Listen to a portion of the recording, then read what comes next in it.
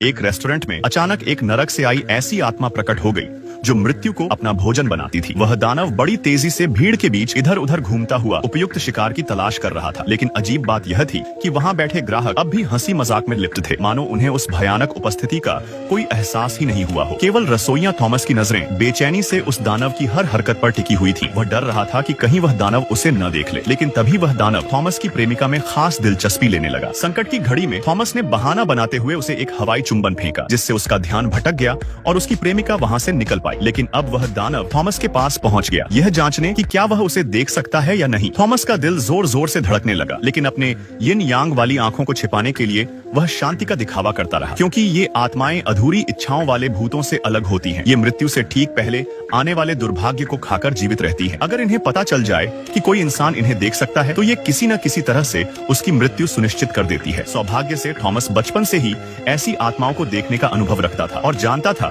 कि कैसे उन्हें अनदेखा करने का नाटक करना है। अपनी बेहतरीन अभिनय क्षमता से वह इस बार की भी परीक्षा में पास हो गया, लेकिन खतरा टला नहीं था। जैसे ही उसकी प्रेमिका ने अपनी सीट छोड़ी, दानव ने फिर से उसका पीछा करना शुरू कर दिया। वह उसे अंतिम शिकार बनाने ही वाला था कि तभी एक आदमी, एक सूट पहने व्यक्ति दरवाजा खोलकर अंदर आया। उस व्यक्ति के शरीर से उठती मृत्यु की गंध ने दानव को मंत्र मुग्ध कर दिया और वह तुरंत अपना लक्ष्य बदल बैठा। थॉमस को समझ में आ गया कि किसी भी बड़ी त्रासदी के पहले ये आत्माएं जरूर दिखाई देती है, क्योंकि इनकी गंध आपदा को पहले ही भांप लेती है। सूट पहने उस व्यक्ति के दिमाग में भरे शैतानी विचार इतने भयंकर थे कि एक नहीं बल्कि कई दानव उसकी ओर खींचते चले आए। वे सभी उसकी आत्मा के अंधकार को और अधिक भड़काने लगे। थॉमस ने इससे पहले इतनी बड़ी संख्या में दानवों को एक साथ कभी नहीं देखा था। यह तय था कि अब इस छोटे से शहर में भयंकर नरसंहार होने वाला है। वह जान गया कि यह आदमी कोई भयानक योजना बना रहा है। थॉमस उसका पीछा करते हुए एक शॉपिंग मॉल तक पहुंचा। वह आदमी जैसे ही एक कोल्ड ड्रिंक शॉप में गया और 2 बकेट मिठाइयां ली, सभी दानव वहीं रुक गए और थॉमस की उपस्थिति को महसूस करने लगे। थोड़ी देर विचार करने के बाद उन्होंने मानो किसी आदेश का पालन करते हुए नरक के द्वार खोल दिए और एक एक कर उसमें समा गए। थॉमस को समझ आ गया कि मामला बहुत गंभीर है। वह स्कूटर पर सवार होकर सूट वाले आदमी का पीछा करते हुए एक दूरस्थ केबिन तक पहुंचा। जब वह आदमी घर से बाहर गया तो थॉमस ने ताला तोड़कर अंदर प्रवेश किया। अंदर सब बिखरा पड़ा था। मेज पर रखे एशत्रे में 3 अलग अलग ब्रांड की सिगरेटें थीं, जिससे साबित होता था कि उस आदमी के और भी साथी थे। तभी अचानक कमरे में एक ठंडी लहर चली और एक कमरे के अंदर से आत्माओं की कराह सुनाई देने लगी। बर्फीली हवा ने सारा वातावरण जमा दिया। थॉमस ने डरते डरते जमी हुई दरवाजे की कुंडी खोली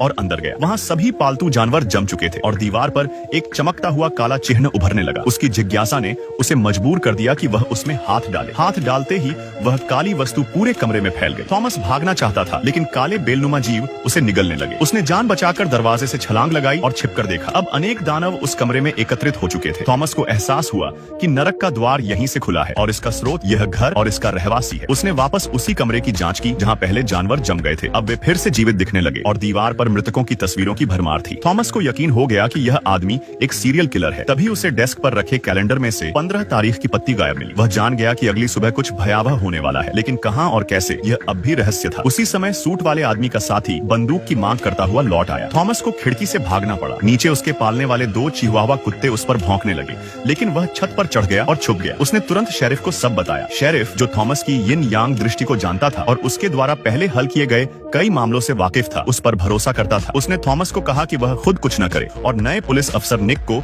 उस आदमी की जानकारी जुटाने भेजा। शेरिफ ने कहा कि वह सूट वाले आदमी पर नजर रखेगा और थॉमस को अपनी प्रेमिका के साथ वक्त बिताने को कहा। लेकिन जैसे ही वे दोनों चर्च की छत पर भोजन कर रहे थे, सूट वाला आदमी वहां पहुंच गया, इस बार बेहद क्रोधित और विकृत रूप में। थॉमस उसे देखकर सहम गया और प्रेमिका को लेकर चर्च के अंदर भागा। जैसे ही वे एक गुप्त दरवाजे से बाहर निकलना चाहते थे, एक यीशु की मूर्ति कांपने लगी और उन्होंने वहां से भागकर स्कूटर पर बैठते हुए जान बचाई। शेरिफ जब वहां पहुंचा तो सब कुछ तहस नहस मिला, लेकिन सूट वाले आदमी का कोई नामो निशान नहीं था। कोई उंगलियों के निशान भी नहीं थे। हो सकता है जो थॉमस ने देखा वह जिंदा आदमी नहीं था। जैसे ही वह अपने घर लौटने लगा, थॉमस को कुछ बिना चेहरे वाले भूतों ने घेर लिया। ये आत्माएं किसी अनजानी शक्ति से अपनी पहचान खो चुकी थी और थॉमस से मदद की गुहार लगा रही थी। वे उसे उठाकर एक जगह ले जाने लगे, लेकिन तभी पीछे से गोली चली और आत्माएं मारी जाने लगी, मानो कोई उसी दर्दनाक हत्याकांड को दोबारा जी रहा हो। थॉमस भी उस दर्द को महसूस करने लगा, लेकिन फिर भी आत्माएं उसे बचाने के लिए उसे एक बिस्तर पर लिटा गई। अगली सुबह वह अचानक जाग गया। यह सब सपना नहीं था, बल्कि आत्माओं की चेतावनी थी।